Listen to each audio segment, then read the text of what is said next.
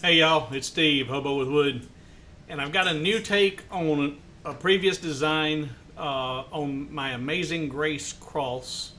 This time I put a little memorial place in the center of the cross, so hang around. We're going to go over the how-tos and what's involved when in designing a cross like this. Stay tuned.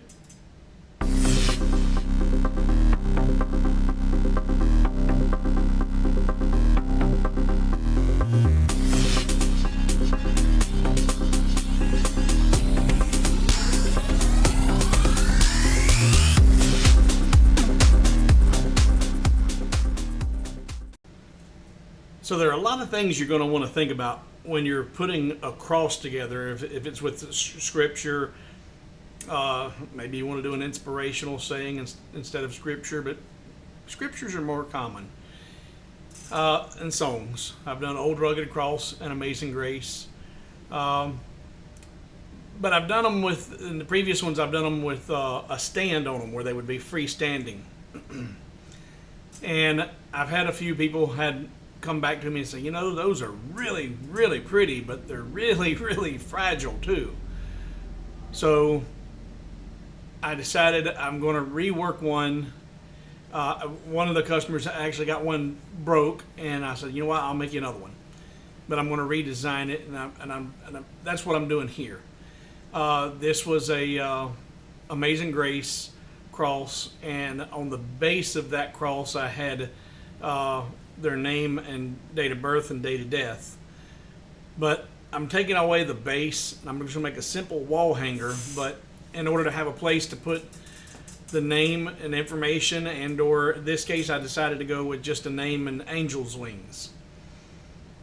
I needed to put a place in the center of the cross to do that and still get all the words to the song in there.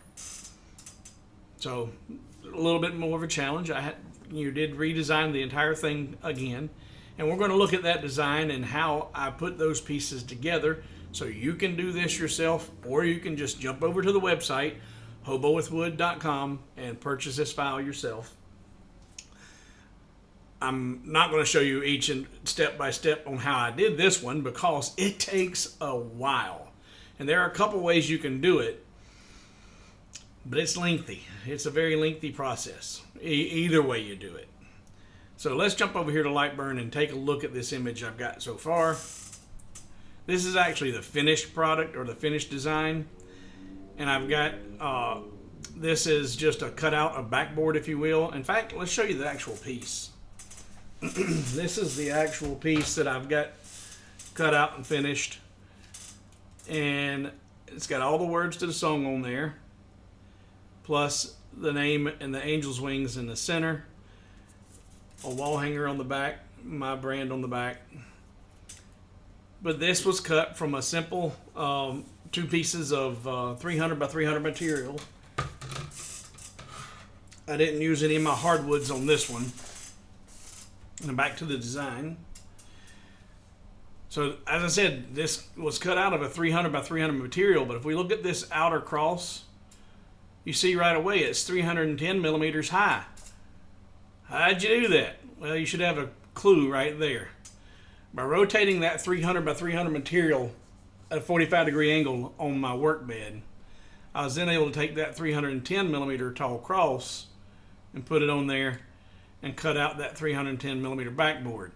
The actual cross itself is only 295, so that cuts out no problem. But there you're going to need to rotate your material at a 45-degree angle to get this on a 300 by 300 piece of material. And I actually, when I did this, I just grabbed all of that and did it like that and cut that out. Now for the sawtooth hanger, I actually put this lower piece on the bottom side of this, because that way if they've used a nail or a nail head or something that was going to stick up behind the sawtooth in between that gap, then this wouldn't be in the way. By putting it on the bottom side as a spacer, you don't have to worry about any interference when you go to try and hang your piece. Now, like the other crosses, this is done in two cut layers. I've got my red layer and my black layer. The black layer needs to remain in line mode, because if you put it in fill mode, you'll get error messages. These are just simple lines, and those lines are there to break away each individual letter so it's easy to read. Now, this centerpiece here, there is a toolpath that is not grouped with the rest of the cross. The toolpath stands alone, and that's centered up and sized appropriately to where if you put anything in here, it's going to look really nice and neat within the cross itself. That artwork is up to you. You can do anything from, let's see here. I've got a bunch of different angels' wings. And I think that's where I put my prayer hands in there too. Put a set of praying hands in there. And a name or a date. Or you could just do some nice artwork like that.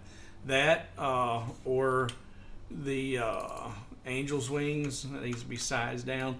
Now what I will caution you, especially if you need to do this in a fill mode, you're not going to use either of the two layers you're using now, because the black and the red layers must remain in a line mode. So let's put this in a fill, and you get that. But you can use angel's wings, names, dates, any kind of artwork you like. Pop it in there. This is your cross. Make it yours. Personalize it. Now, when I went to create this, in fact, let's see here if I can go back to the original one. Hobo with wood. Amazing Grace. Okay, there's the new one. And there's two versions of the old one. All right. So here you can see a big difference between just the lyrics and what I had to do here.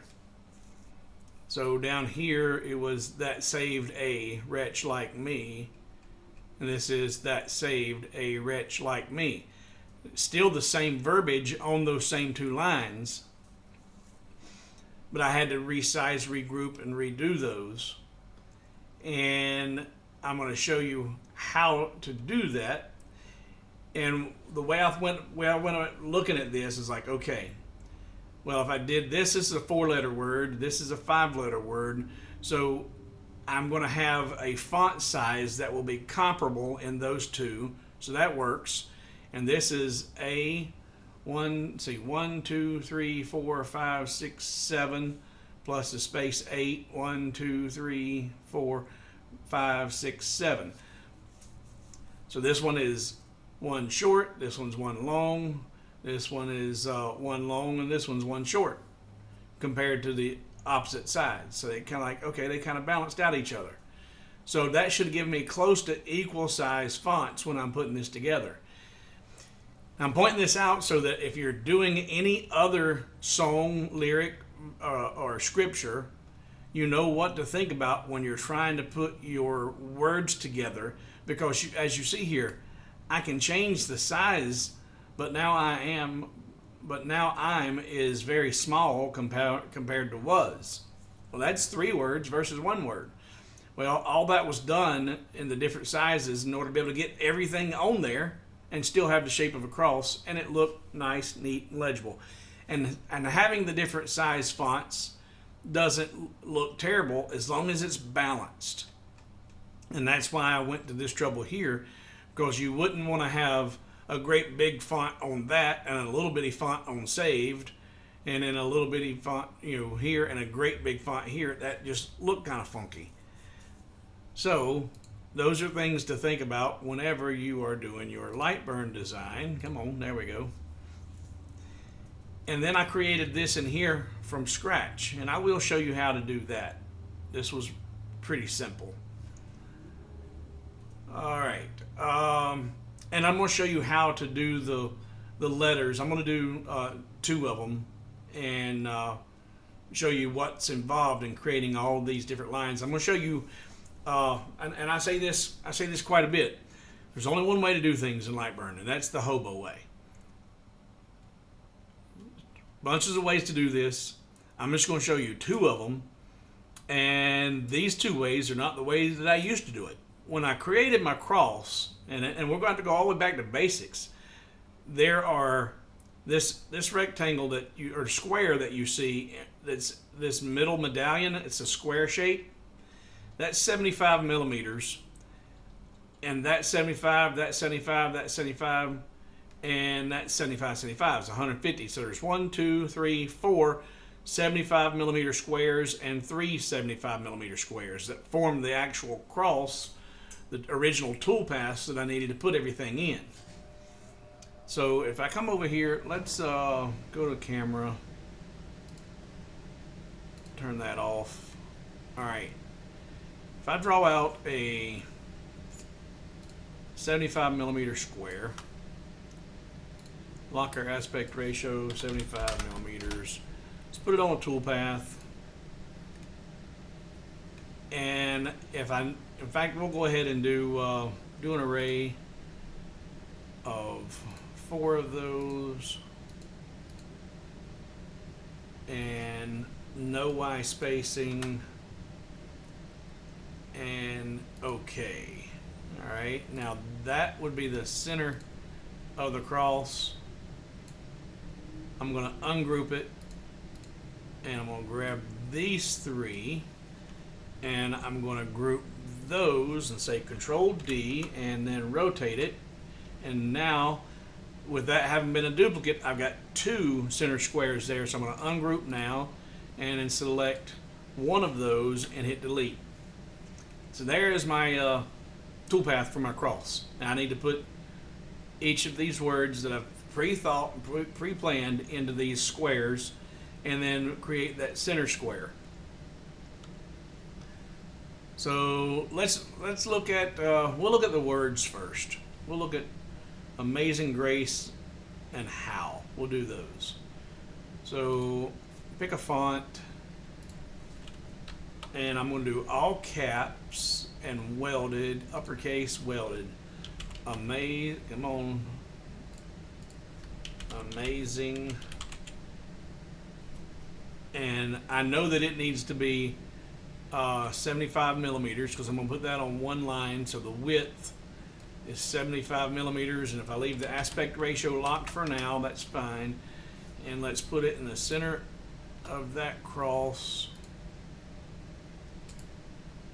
And right now, so the welded is turned on, but the font is spread far enough apart. And let's put my all my spacing at 0s. There we go. All right, and now move that up. So dock it upward. Nope, it went. Don't want to dock it.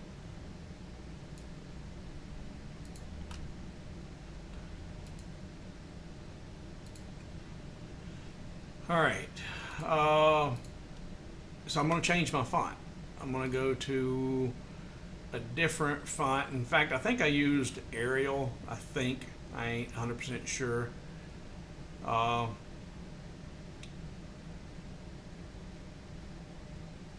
We'll use Arial Black. And we'll change the width to 75 millimeters. And one thing I'll caution you when picking your fonts for these crosses, because you're going to have all these letters butted up against each other, different size fonts and all that stuff, you don't want to make your font super fancy and, oh, that's so pretty, because once it's done, you ain't going to be able to read it because it's got too much going on. So since there's already so much going on with the varying font sizes and everything bunched together and all the lines for all the, that's another thing. The fancier the font is, the more lines you might create that you have to separate with the letters. So keep your fonts simple. So this is Amazing, and line it to the top. Now another thing, I told it to go to 75. It didn't. Let's go to 75. Oh, that's the whole thing. Undo. I had it all grouped still. Did that go to 75? Nope. Is that 75? Yep, that is. So 75 millimeters, 75. All right. Now on the word amazing, you don't see an issue here because all of the letters in this font are flat across the top. So if we look here, no, G is not. That's why we got a gap. Anytime you've got a font or a letter, it does not matter what your font is. Doesn't matter if it's Arial, brushed, script, or regular Arial, whatever. Any letter that has a curve at the top will extend higher than any letter that is flat across the top. And it goes same for the bottom. The bottom of that G is going to be hanging out lower than all the other letters. So if I put that right there, you see how much gap you got? So that will come into play when you're putting your words together. So what I'm going to do, delete that line, and I'm just going to take this and I'm going to bring it right to the top of that. And then I'll select my square and make sure she's still centered. And now my G is sticking out atop, but that's okay because we're actually going to be cutting all this stuff out. But you can't cut this out like that because that's not going to work. I want those letters uppercase and welded, but nothing's welded. So I need to decrease my horizontal spacing until you start to see the letters start to merge. And you got to get them all merged together. And there we go. They're all welded. Nope, we still got a space between the I and the N. Now you can continue to do this like that. That doesn't have them welded, but there it does. And then once you got them welded together, come back in here and tell it to go to 75 millimeters. And you see what happened is it expanded up and away from all that. Well, that's because I had my anchor point in the middle. Undo. Set your anchor point to the top center because that you've already put that where it needs to be. And now change your width to 75. That keeps that where it should be, and now you've got amazing across there. But that's not easy to read as it is. And we'll put this in line mode so it shows up on screen a little better. But because these are welded together, the I is going away. Well, if I select this and tell it to unweld, or to not welded, now you can see all the individual lines of each of the letters and where they overlap. And when you're putting this together, the way I do it doesn't have to be the way you do it, but either way you do it, it needs to be uniform.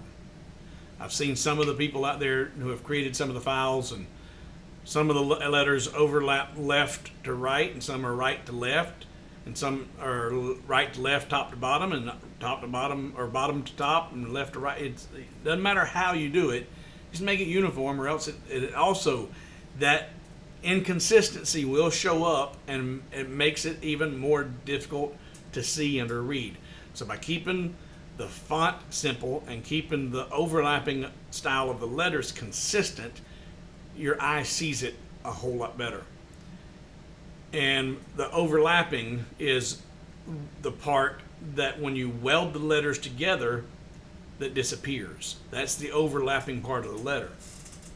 So if we look here, this A overlaps the M, comes down over here, and if I want A on top of the M, then I need that line. And if I want this M on top of the A, then I need this line.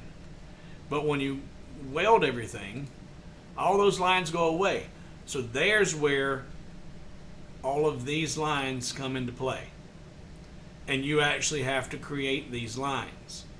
Anywhere, and if you see here, the way I've got it is as I move from left to right, the letter is on top of the next letters. M's on top of the A's on top of the Z is on top of the I, on top of the N, on top of the G. But then as I come down, the top letters are on top of the lower words. The A is on top of the G, M on top of the R, AZ on top of the A, IN on top of the C, G on top of the E. And that's where I'm talking about the overlapping. And you have to be careful about how you do this But now I'm going to get, I've shown you how I've got Amazing in there. Now let's get Grace in there. And I'm staying with the same font. I'm going to come back over here and put in Grace. And I've got the same H spacing set up as what I used on that top line. Now I'm going to use my selector tool to select that and select the square, put it in center, and now put this aligned to the bottom of that. Oh, not to the top, to the bottom. Undo. Actually, you know what? Dock this one. Dock it straight up. There you go. But I've got padding turned on, so it didn't go all the way. So I'm going to drop that down. Turn my padding to 0. And now dock it straight up. There we go. But now, because of these curved letters again, the G didn't quite make contact there, but because the C made contact first. The C was the first thing to make contact, and none of the other letters are touching Amazing. So you have to look at that. Then what I would recommend is doing is setting up your move tabs so that you know what your movements are. I've got my arrow set to 1 millimeter. So I did my docking straight up. I've got it centered. Now I'm going to first resize it. I'm going to resize it to 75 millimeters in width, leaving my aspect ratio locked for a moment. And that gives me a much taller, wider font. And that's not even what I did here, because you can see that's much bigger than what I've got. But that fills it out, but I'm still not touching. I'm only touching on the C. So I look across here and I find where the gap's at, and A, it looks like is as large as any gap. So if I use my arrow to come up 1, nope, I was changing the font size. Don't want to do that. Come back to selector tool, select just the text. Now arrow up 1, and that gives me a pretty decent overlap, just 1 millimeter up. So I'll use that. And now, how?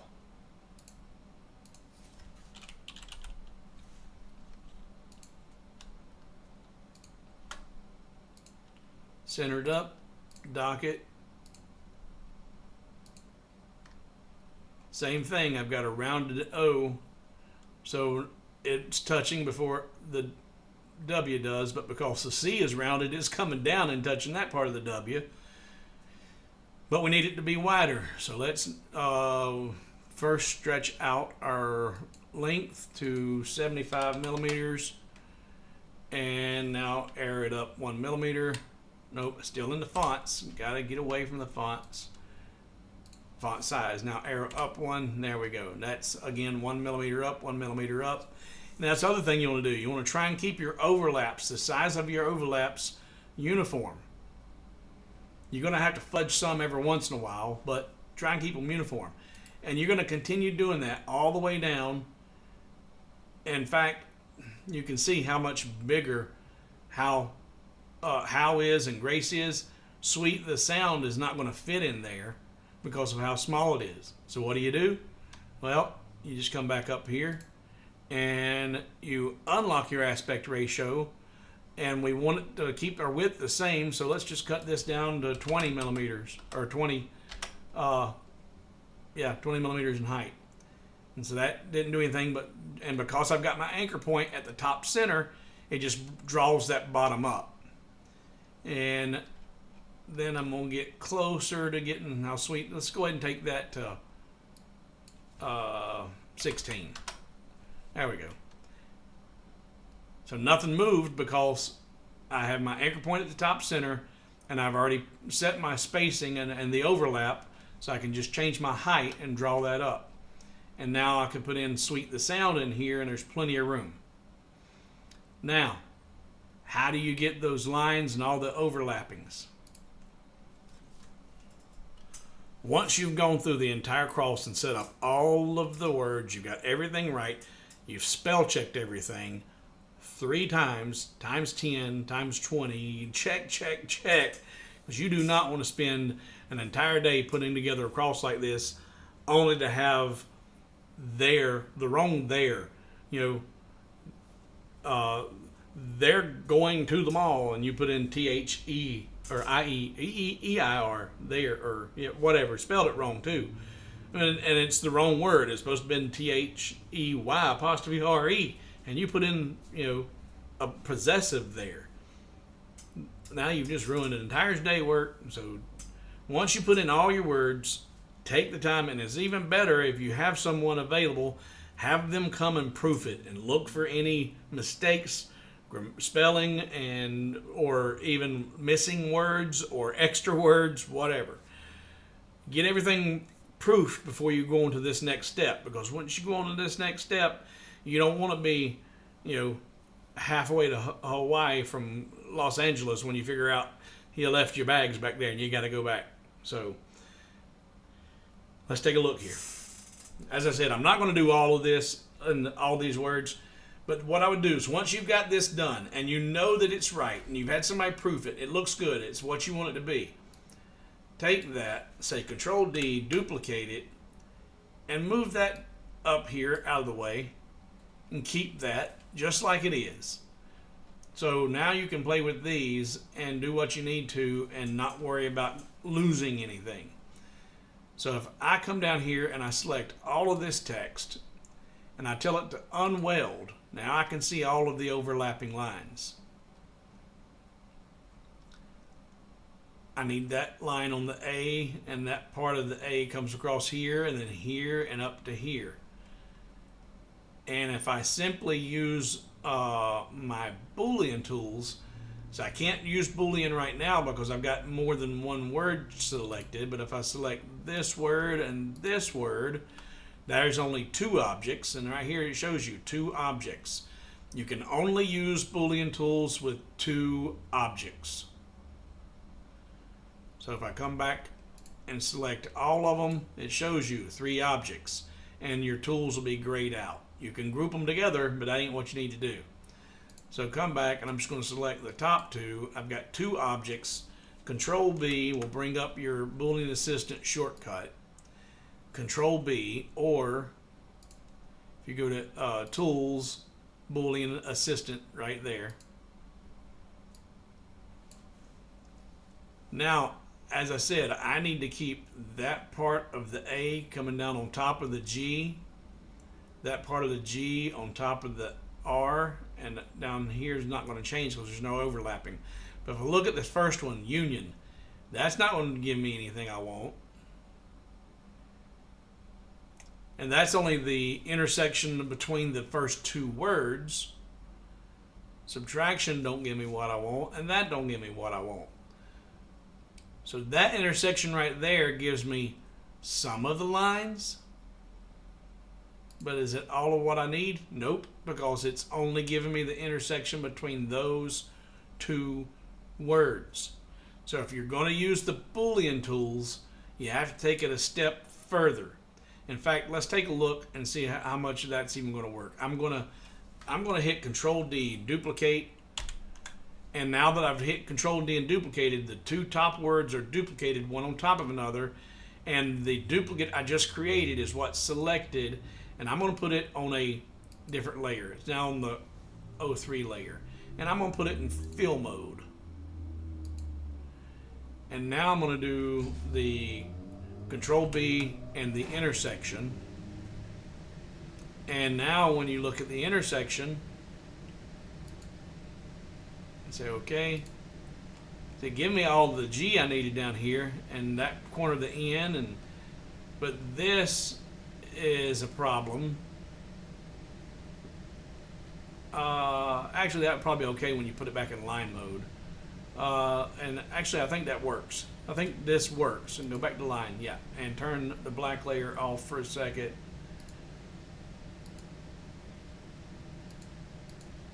But the problem is you only get the intersection between those two words. You didn't get the intersection of each of the letters. But if we go back here and I look at this, and I'm going to change this from output, turn the output off on the black layer. So now it's it's there, but it's not as bright. And I'm going to, and where these overlapped each other, it eliminated that. In fact, turn that off. Yeah, so that doesn't work. Actually, yes it does. Yes it does. I need to have from this line over to here to here. So if I turn that back off, and if I ungroup all those, show my nodes, and I need to have this line come to that line, and I'm going to connect these to here. And then if I select both those and weld them together, that's fine. And now go back to my node editing, and I now take this right here and hover over it and hit the letter B for break, and come to this end down here, hover over it, B for break, go back to my selector tool, select just that, and hit the delete button. That'll get rid of the rest of that. And now when I turn this back on and turn on that, and then put this in welded, come on, select, there we go, and welded. So now you see that part of those letters are there, but I'm missing this for the overlap from here to here. Now the A is kind of simple because it just comes out down here. You can just take and draw you a straight line, come up here to this point, and come down here to that point where you just stopped. Oh, no, that's not true because part of that M is there. That's expanded out too far. In fact, we turn welded off, so there's where it should be. So now you can just go back over here, grab that line, go into node editing, grab that node and bring it down to there. There you go. And turn the welded back on with the fonts. And now you got the A overlapping the M, and the M and the A overlapping the G.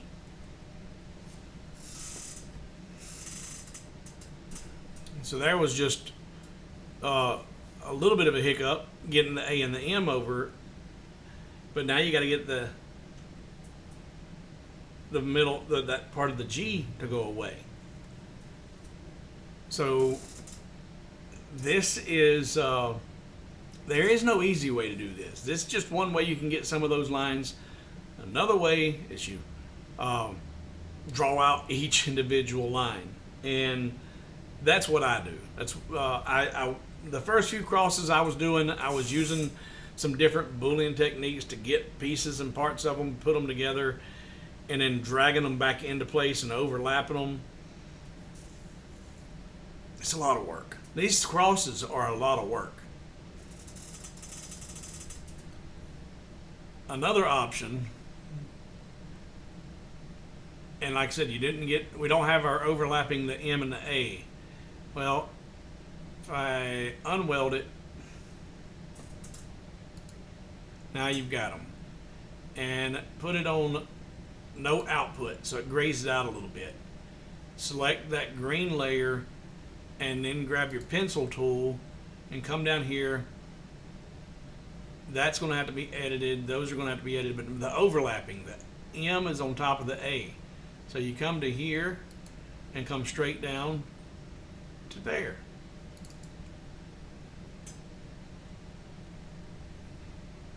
A on top of the Z.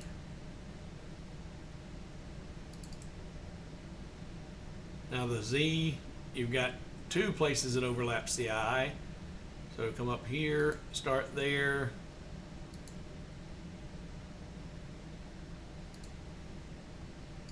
And that's going to be cut out. So that's all you need right there on the Z. But up here, you're going to have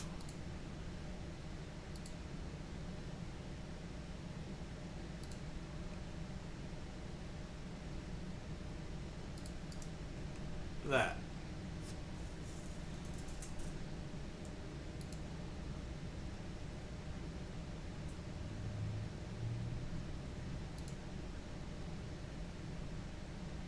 on top of the N.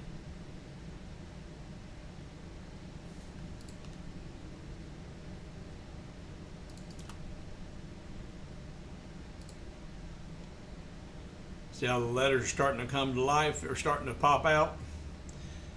N on top of the G, turn off the welded, get that intersection, and just draw you a straight line down to the next one.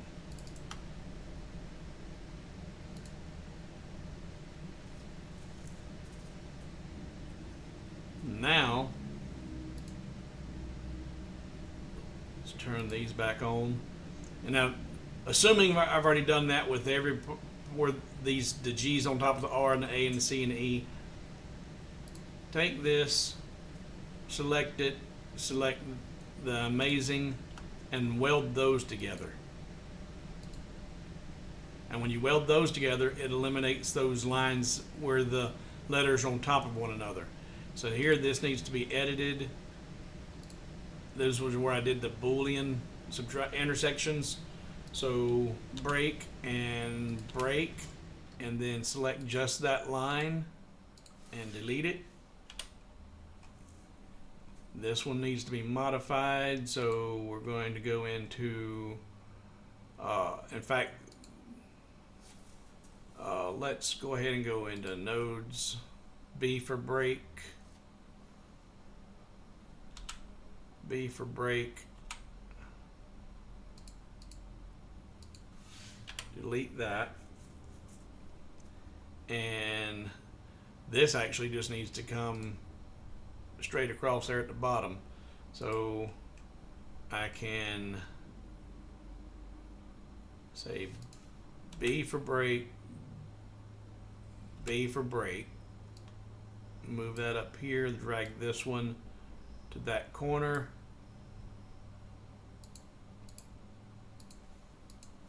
and delete that. Now, amazing, there, that's starting to come together.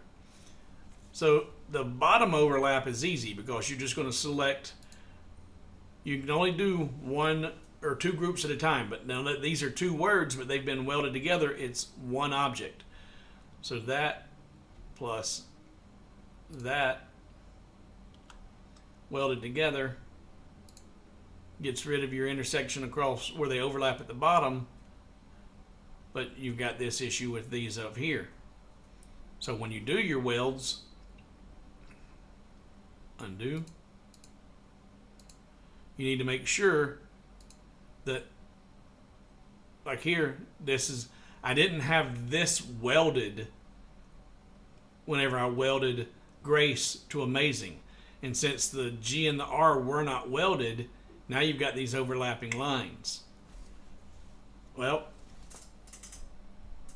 this is just one more way you can come up with these markings.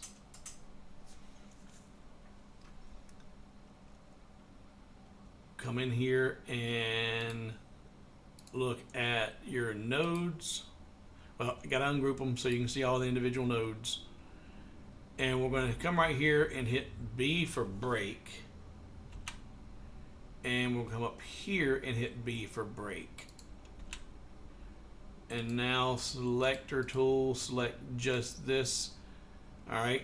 Instead of selecting that, it selected this piece, and that piece needs to go away. So come back here, go into node editing again.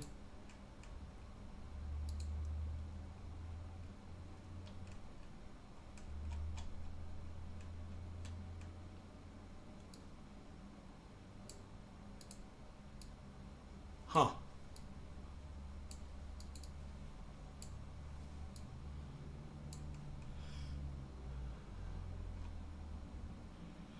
I don't know that I've ever seen that before. That's a three-way intersection?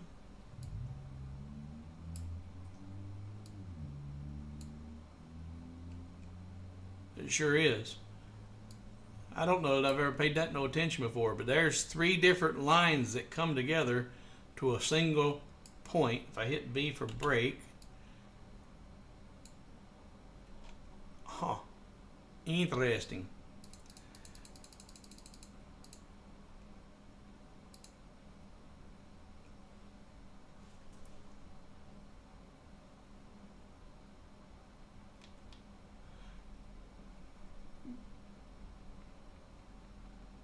All right, first let's create the line. Go to layer 3. I don't want all that on layer 3. Put that back on black. Pencil tool, layer 3, and I'm going to draw this line. I'm going to come to this point,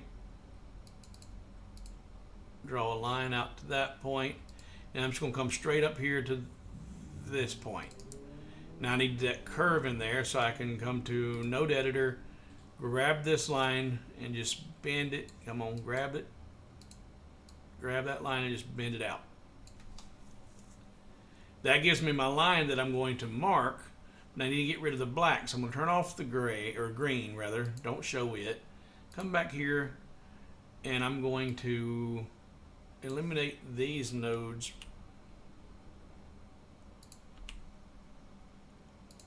Hit letter B for break. And now what happens when I select this line? Okay, come up here, go to nodes, B for break. And now is that line separate? Nope. Nodes. Well, I can just hit delete. Delete that. Now I get rid of that. Alright, and that's good.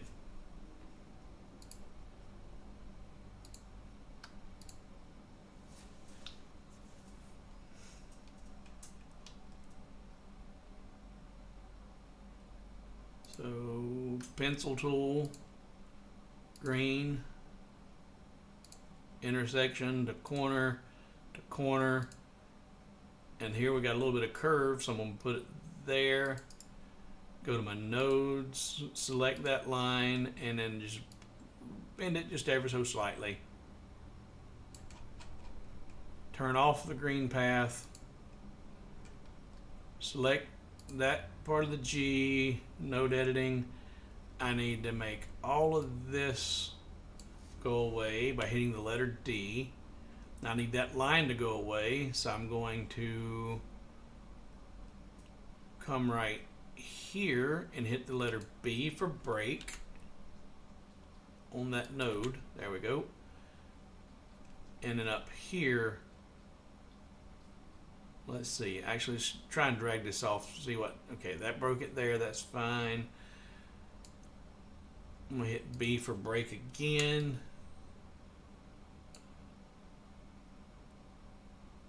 And again, okay, finally.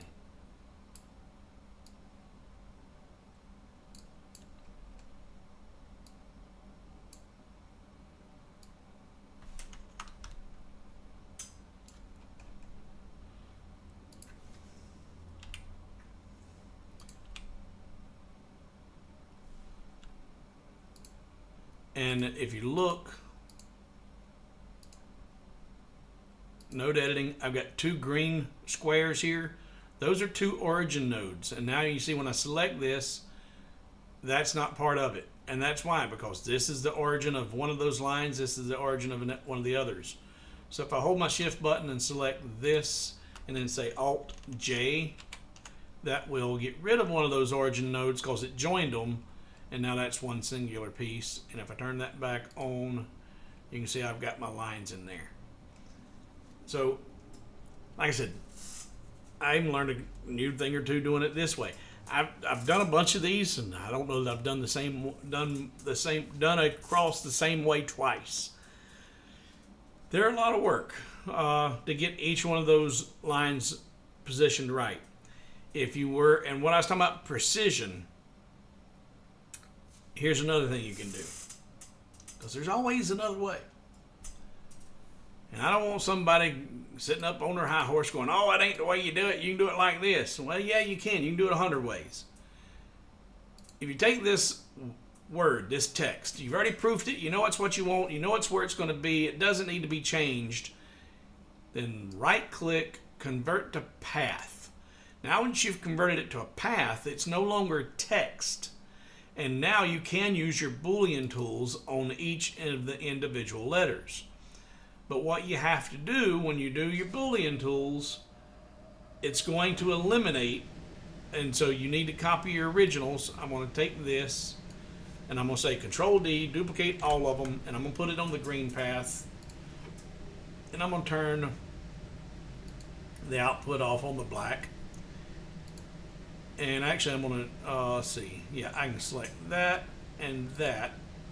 Now I've got the two objects selected, and Control B, and if I look at the intersection, that's that part of the O right there. Say OK. And then I'm going to select, but see, now my O's gone. The outer part of that O is gone. So I can select that and say Control D, duplicate that, put it on the green layer again, and now select the H, Control B, get that one, get that intersection. Say OK. I don't need that green part of the O, so delete it. So now I've got part of the overlap on. And initially I was thinking you could do these intersections, just bring them in here and drop them in place. But you've got these overlapping pieces that need to go away. So those still have to be edited. So you select that, select your nodes, and you're just going to break them. B for break there, and come down to this one, B for break. Now you've got two green nodes there. That's two origins. There's two separate pieces. Select that top one and hit the delete button. That leaves you that line there. That overlaps this. But now you're like, well, a minute, but the black and O and the H, that's fine. If you select that black, let's turn it on so you can see it. If I select that O and this H and tell it to weld together, it'll get rid of it just like you did welded text. So now the H overlaps the O. Now you need to edit this piece of the green over here. Node editing, B for break, and B for break on the very bottom one. Selector tool, select just that line and delete. Now select the W and the O and weld, and now your O overlaps the W. So there's several different ways you can do this. You may find that one is easier for you to wrap your mind around, and that's the one you want to use. Your neighbor's not going to see it the way you do, and he's not going to do it that way. And that's fine, because if you both get to the finish line, does it matter how you got there?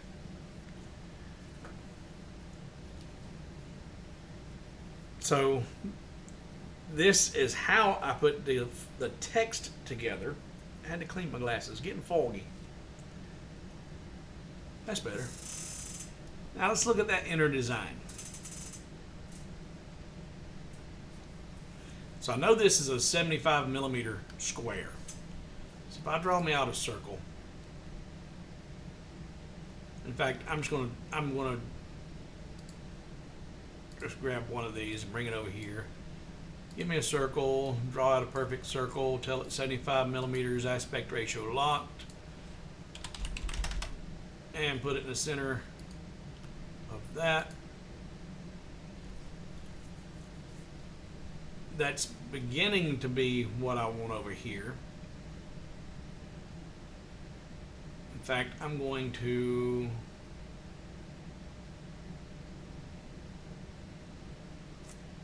I'm gonna wait. All right, but if that is 75 millimeters, I'm gonna bring it in 3 millimeters from each direction, so I'm gonna drop it down to 69. Not the whole thing, just the circle.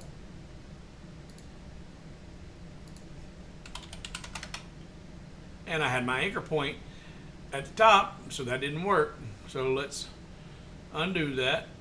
I need to put my anchor point back to the middle and change my circle to 69 millimeters.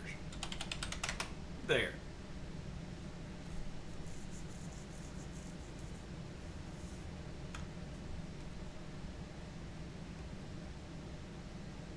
What size is this one? This one was 61.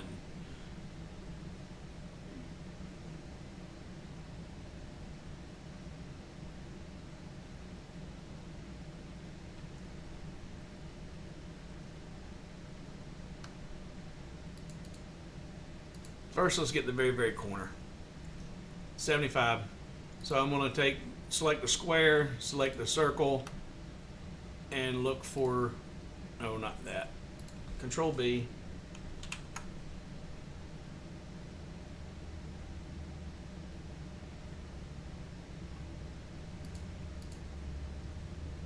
I'm going to make this 75.02, just a smallest amount larger. And now, Control B. And there we go. That's what I want. And what that did was break up each of those little corner pieces. So now I've got 4 of those. They're grouped. I'm going to ungroup them. And I'm actually going to be getting rid of these 3, making one fancy and then duplicating those, but we'll leave them there for now. Then what did I do? I come in here and drew out a circle, perfect circle that would fit in between the corner and the circle, like that.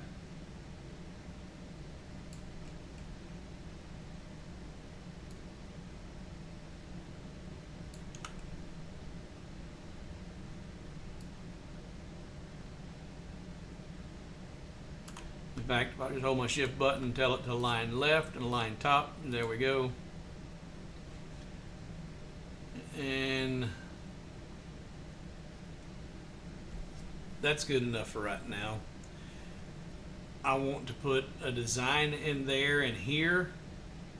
So if I come in here and I tell it, let's see, let's grab both those and let's tell it to do an offset inward of, there we go, say 2 millimeters.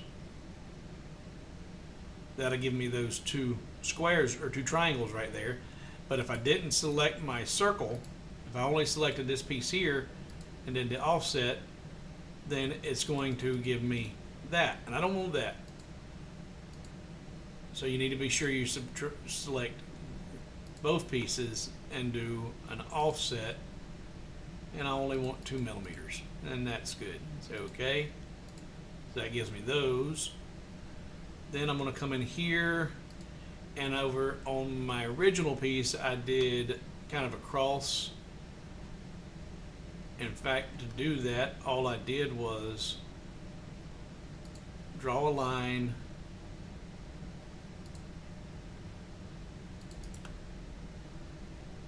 that was larger than the square, select the line or the circle and tell it to go to the center. Now duplicate that, Control D and rotate it, hold my shift button and select them both, and then do an offset outward, square or corners, or actually, you know what, we're going to leave it at round, and come down to 1 millimeter because it's going a millimeter each direction, so that's 2 millimeters. And we'll say delete the originals, okay, and then the circle, subtract that, gives me that. Now I can select that whole thing, and I'm going to bring it down just a little bit.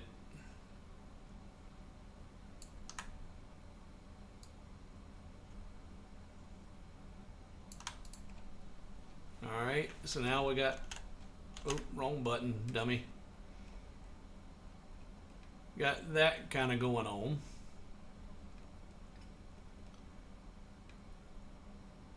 Now I need another circle. Hold my shift key and draw out a perfect circle. And we're going to tell it, we'll start out at 69.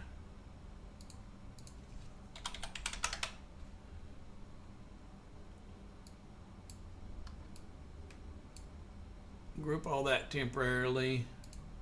Put this circle in the middle of this. And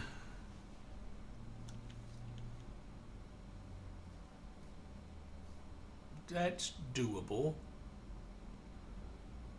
All right, first let's go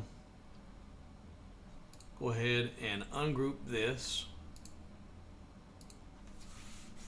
Delete, delete, delete. I'm going to put the outer piece on a toolpath. It don't look like it's a toolpath, but it says it is. All right. Grab both of those, or all those, group it, and now holding my shift button, select the circle and do a circular array, and I only want 4 copies, and OK. So now I've got all 4 corners done. And now I want to put these funky little rectangles or whatever in there. I'm going to come back over here, and I'm actually going to select that circle, and I'm going to bring it out to about where the original was. In fact, we'll just tell it 75. We'll make it 75.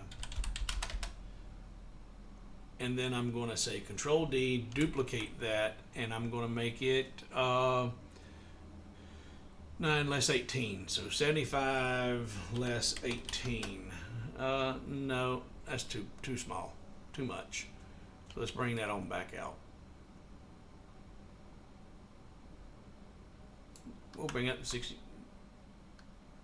What's 69 look like?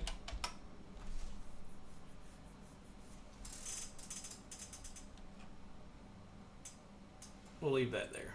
In fact, so I've got 75 and 69, that's 6 millimeters. Let's draw a rectangle. Or actually, we're going to draw a square. We're going to draw out a perfect square. Doesn't really matter about the size right now. And we're going to tell it to go to the center of that. Now I'm going to select that largest circle and that smallest circle, group those together, then select this square, hold my shift button, select the pair of circles, circular array, and I'm just going to increase my copies until I get what I want. We'll go with 20. And group the results and say OK. I've got my rotate objects on. Say OK. And they're grouped together. So I'm going to select this group, hold my shift button and select this group, and hit subtract. And now put that on the green. Actually, these will all be on red. So let's turn off the toolpath.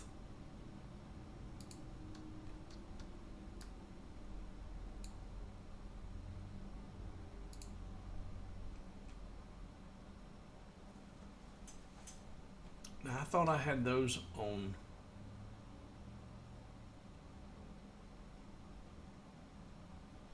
Go back, undo.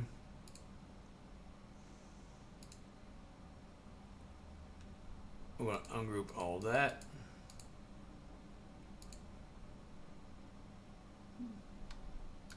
Now select all that and put all of that on the cut path. There we go. Because I had them grouped with the toolpaths a minute ago, it added those back in. All right, so that's good. That's there. And we can actually make this a little bit smaller. Right now it's at 74. Let's take it down to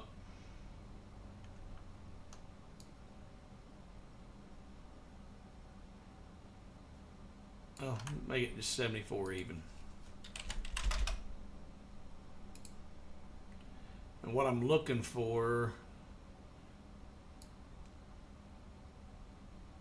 I'm looking to see how these meet up. I'm going to bring it to this right there.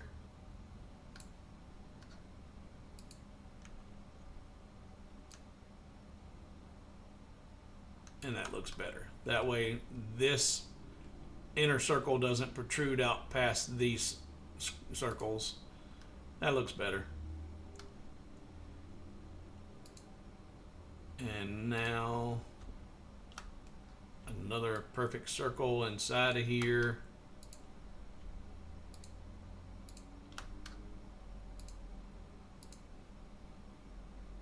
And what I'm looking for, in fact, I can use my ruler to measure the space from here to here, and that's 2.1 millimeters. So if I want to shoot for the same distance,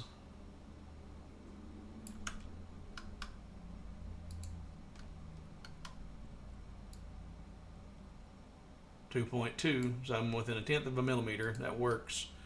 Put that on the toolpath. Turn the toolpaths back on. And get rid of that. So now these toolpaths just show you that that's the size of the rectangle. You don't want those cut out in any way. And this is the size of your inner circle that you're going to make your memorial piece with, or your artwork, whatever you want to put here in the middle.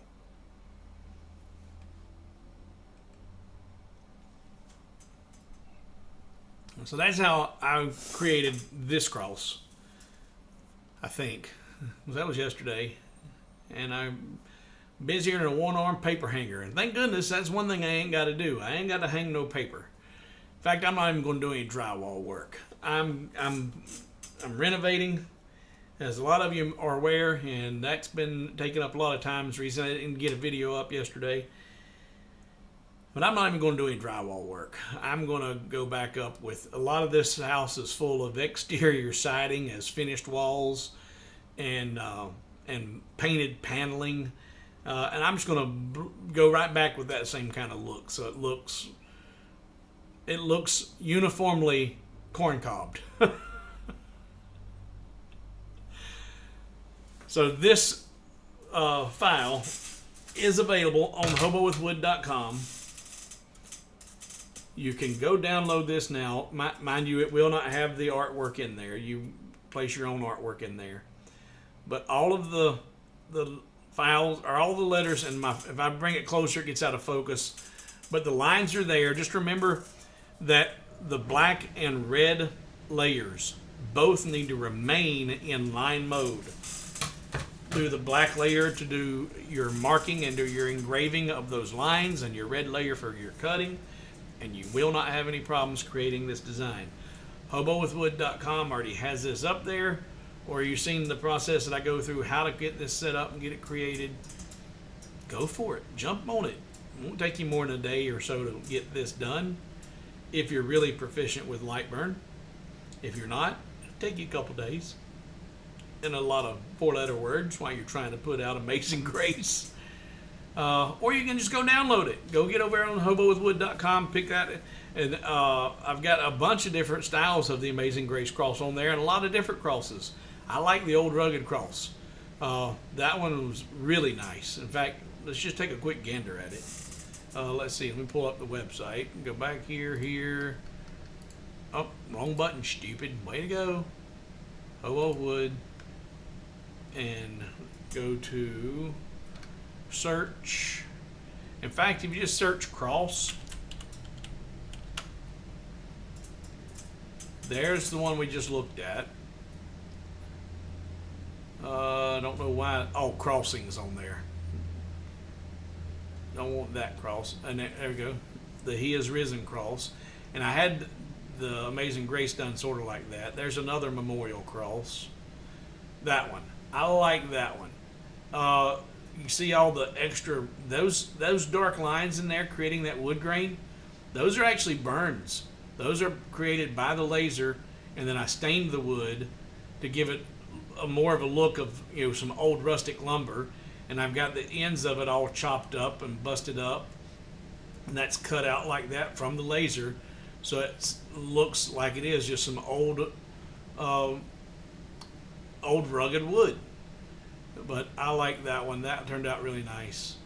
And there's a Love God instead of the memorial. There was the memorial kind of version of the same, similar layers. John 3:16. And then I've got some bundles. There's a 3/16 bundle where I've got it for a wall hanger and also as a stand. And then wall hanger by itself. So I got a lot of different crosses out there. Go take a look at hobowithwood.com. Help this guy out. I got a lot more work I got to get done in the house, and all your support makes it that much easier. It's going to take me from now until December to get this thing finished, because I'm paying for it as I go. So thank you for watching. Thank you for hanging around. I hope you learned something. I hope you found it enjoyable. I don't know how many of you are still here, but for those that are, thank you. Appreciate you. Thank you for your support. Patreon.com/HoboWithWood if you want to become a regular supporter of Hobo with Wood. Gold patrons get 100% off on all these files. You get all my digital work free. Silver patrons get it for 80% off, and bronze gets it for 60% off. So consider becoming a patron. I greatly appreciate it. HoboWithWood.com. Until the next video, I'm Steve, Hobo with Wood, and I'm out.